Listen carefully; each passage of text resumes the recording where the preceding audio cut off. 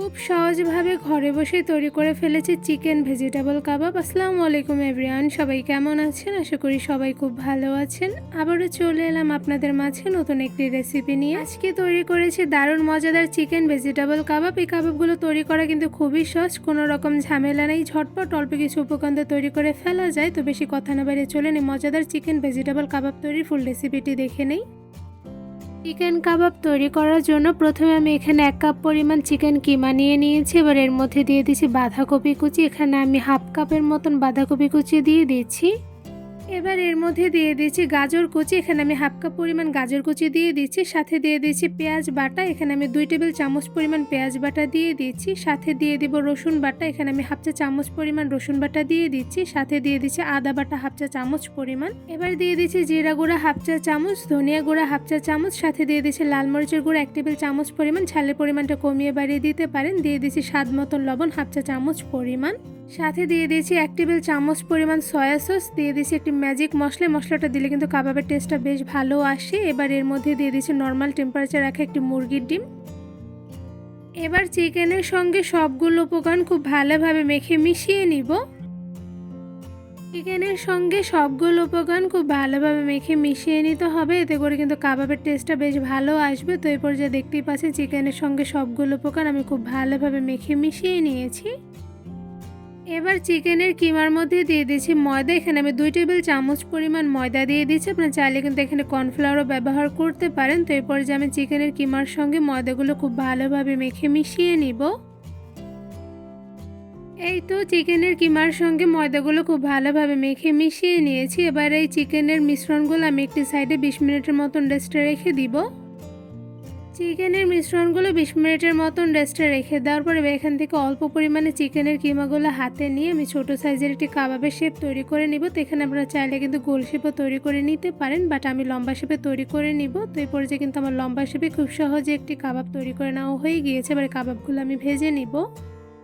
Chicken কাবাবগুলো ভাজার জন্য একটি প্যানের মধ্যে দিয়ে দিচ্ছি বাটার। এখানে আমি 2 টেবিল চামচ পরিমাণ বাটার দিয়ে দিচ্ছি। আপনারা চাইলে কিন্তু এখানে রান্নার তেলও ব্যবহার করতে পারেন, বাট বাটার দিলে খুব সুন্দর একটি স্মেল আসে। তো এই পর্যায়ে একটি চামচের সাহায্যে বাটারগুলো আমি গলিয়ে নিচ্ছি। এবার প্যানের মধ্যে দিয়ে দিব চিকেন ভেজিটেবল কাবাবগুলো। এখানে আমি লম্বা শেপে বানিয়ে রাখা কাবাবগুলো একটা একটা করে প্যানের মধ্যে দিয়ে দিব।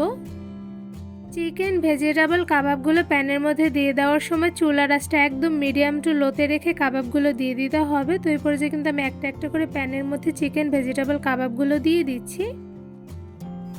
এই তো প্যানের মধ্যে একটা একটা করে সবগুলো কাবাব দিয়ে দেওয়া হয়ে গিয়েছে। মিডিয়াম টু লো আছে কিছুক্ষণ সময় নিয়ে কাবাবগুলো ভেজে নিয়েছি। এবার একটি কাঁটা চামচের সাহায্যে কাবাবগুলো একটা একটা করে উল্টে নিচ্ছি। সবগুলো চিকেন ভেজিটেবল কাবাব কাঁটা চামচের সাহায্যে একটা একটা করে উল্টে নিতে হবে। তো এই পর্যায়ে দেখতেই পাচ্ছেন সবগুলো কাবাব একটা একটা করে উল্টে নেওয়া হয়ে গিয়েছে। এবার আরও কিছুটা সময় নিয়ে কাবাবগুলো আমি মিডিয়াম আঁচে ভেজে নিব। চিকেন ভেজিটেবল কাবাবগুলো ভাজার সময় চুলার আঁচটা মিডিয়াম টু লোতে রেখে একটু বেশি সময় নিয়ে ভেজে নিতে হবে, নয়তোবা কিন্তু উপর থেকে তাড়াতাড়ি কালার চলে আসবে, বাট কাবাবের ভেতর থেকে কাঁচা থেকে যাবে।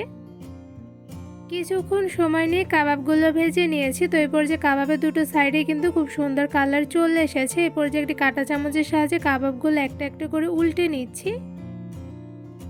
বেশ কিছুক্ষণ সময় নিয়ে কাবাবগুলো গোল্ডেন ব্রাউন কালার করে ভেজে নিয়েছি। এবার এই কাবাবগুলো আমি একটি চামচের সাহায্যে তুলে নিয়েছি। এদিকে দেখতে পাচ্ছেন মাশাআল্লাহ কাবাবগুলো গোল্ডেন ব্রাউন কালার করে ভেজে নেওয়ার পর দেখতে কিন্তু খুবই লোভনীয় হয়েছে। একটি ছাঁকনির সাহায্যে ছেঁকে কাবাবগুলো একটা একটা করে তুলে নিব।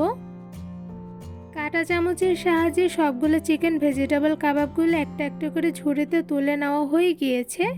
চিকেন ভেজিটেবল কাবাবগুলো ভেতর থেকে যেমন পারফেক্টলি কুকড হয়েছে, সাথে উপর থেকে খুব সুন্দর কালার এসেছে। এবার এই কাবাবগুলো আমি একটু ঝুড়িতে তুলে নিব।